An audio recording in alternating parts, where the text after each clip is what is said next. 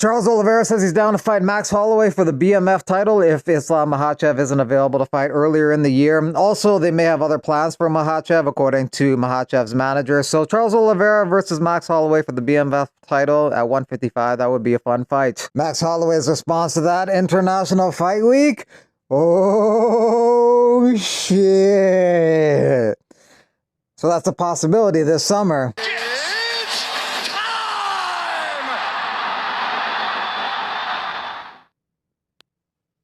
I'm sorry, but my boy Max is coming off a KO loss. We don't do charity here in the lightweight division. He needs to prove that he still got it. That will be Charles's fourth title eliminator fight since 280. He's fighting Islam next. Charity, ha! I lost in a different division. The one before that, I beat the guy who was supposed to fight for the belt next. Talking about Justin Gaethje. Former UFC heavyweight champion Cain Velasquez's sentencing for attempted murder was supposed to be on Friday, but it's been postponed until March 24th. This delay follows a motion filed by his attorney under the Racial Justice Act, challenging the prosecution's recommended sentence of 30 years to life, which contrasts with the probation department's suggestion of 7 years and 8 months. The postponement allows the court to review evidence related to potential racial bias in the sentencing recommendation. Judge Arthur Bocanegra will rule on this claim before proceeding with sentencing. Velasquez remains out on bail during this period. Ali Abdelaziz wants Trump to pardon Cain Velasquez. Big John says, love the idea, but Cain's not charged with federal crimes. Cain would have to be pardoned by the Governor Gavin Newsom since he's charged with a crime in the state of California. Ilya Topuria turns 28. He said in the past he wants to retire by the age of 30, so 2 more years. There's talk of him possibly fighting Volkanovski in the spring, but he also talked about moving to 155. Jeff Neal tells James Lynch that he'd like to fight Colby Covington next or Carlos Prates. Colby's one spot ahead of Jeff Neal in the number 9 position. Carlos Prates might be down for that fight because he's 3 spots below Jeff Neal, and also it'd probably be a pure stand-up fight, which is what Prates wants. He wants to knock people out with that big left hand. Aljamain Sterling looking to take on Arnold Allen next in March or April. Both those guys' last losses were to Movsar Evloev via decision. Arnold Allen is 7 in the featherweight division, and Aljamain Sterling is ranked number 9. Umar Nurmagomedov's manager says Umar is getting surgery tomorrow on his hand. He'll be back in the cage in mid or late summer. Umar broke his hand in his fight with Merab Dvalishvili over the weekend. When he comes back, he could take on Piotr Yan. He hasn't fought him before. They're right beside each other in the rankings, number 2 and 3. Number 1, O'Malley might be getting a rematch for the title shot next against Merab. Chael Sonnen thought that Umar won the fight with Merab. He thought that he won rounds 1, 2, and 3. The judges all gave Umar 1 and 2, but not 3. But Umar did land more significant strikes in round 3, and he also landed more significant strikes in round 5. But Merab did take all 3 of those rounds on the scorecards, and he won the fight, but it wasn't as lopsided as maybe some people imagined in the moment. Nonetheless, impressive win for Merab. It's not easy to drop 2 rounds and then win the next 3 on the scorecards. Getting to know 18-0 Usman Nurmagomedov. 14 wins by stoppage. Usman is the future of the sport, according to Khabib Nurmagomedov, who's his cousin. The 26-year-old is the current Bellator lightweight champion, but he puts that belt on the line Saturday in Dubai against Paul Hughes. Paul Hughes thinks Nurmagomedov is underestimating him. Time. Let's go. We can do it here. Few days. If you want, you can do it here. Do what? Whatever you want. Bro, we're fighting in 4 days. You focus on that day. I'm focused all day, every day. You're looking past Doesn't me. matter. You're looking past me. Who are you? Exactly. Get out of here. We'll see what? Future entire sport. That's your mistake.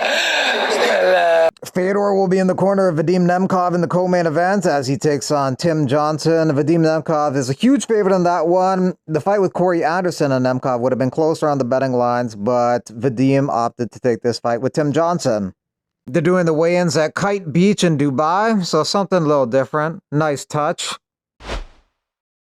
Rainier de Ritter fights at middleweight. Yuri Prochazka fights at light heavyweight, but on Fight Night, Rainier de Ritter weighed more than Yuri Prochazka. De Ritter weighed in at 184.5. Prochazka weighed in 20 pounds more at 204.5. But on fight night, Radiator Ritter weighed 3.8 more pounds than him, 212 versus 208.2, which is why Yuri Prochazka thought about dropping down to 185 in the past. De Ritter has fought at 205 before. He's also fought at heavyweight against Malakin. He lost that heavyweight fight against Malakin. He lost the light heavyweight fight against Malakin, but at 185, he's undefeated. Raul Chiwiwis Rosas Jr. calls for a fight with Ayman Zahabi. That'd be a chance for him to break into the rankings. Zahabi's ranked number 13 in the bantamweight division and on a good little streak right now.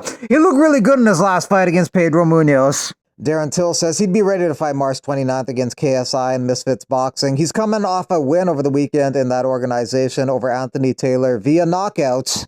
John Fury has rang a member of my team and informed us that he will only let Tommy fight me if I send a public apology to them. So I will say I am sorry, little John. Sorry that you've got a face like a bulldog chewing a wasp, ya fat greasy lesbian. Anthony Smith wanted to do power slap, but Hunter Campbell said no. I don't know why he wanted to do it, and I don't know why he said no, but that's the exchange that took place. Octagon MMA says Andreas Michailidis has an exclusive contract with them, so he can't be fighting with the GFL. Kevin Holland took a lot of heat for his appearance on Rampage Jackson's podcast, so he says, all right, look, I'm going to do y'all a favor, and I won't go on any more podcasts. Jeez! Kevin Holland admits he's been pretty trash lately, and he's got to clean up. But the past couple of years, that's just kind of how things have gone for him. He lost 2, he won 2, he lost 2, he won 2, he lost 2, he won 1, he lost 2. So it's just kind of the way he's been fighting the past few years. I feel like everybody knows the answer to this question about me, but I prefer to be high. May, don't know what day in May yet, but May for GFL. Super excited. Alex Pereira working his grappling ahead of his fight with Magomed Ankalaev in March. Ankalaev says that he's going to stand solely with Alex, but you can't believe what people say before fights. Mayra Bueno Silva working her takedowns for a fight with Jasmine Jazz the Vicious. They fight in a week and a half in Riyadh.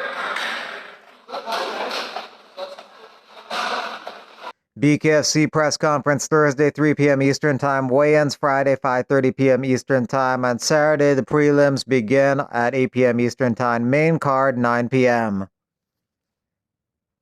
I'm from the hood. Tracy Cortez, shake my head. I don't do shit for clout, goes on that corny kid Neon stream. No wonder Brian left. She's crazy. I thought Brian Ortega fumbled, but actually dodged the bullet. W on that. Benoit Saint-Denis would destroy Paddy. Paddy fights Moicano next. Maybe. Honestly, not many UFC fighters would go to another gym and throw down like Paddy the Baddy did with the cameras recording. Big respect, talking about him fighting Dennis Frimpong in the gym. It's a fight that could have happened in an arena, but it happened in the gym. Paddy won by rear naked choke and then let go of the choke after the guy tapped. But they're cool now.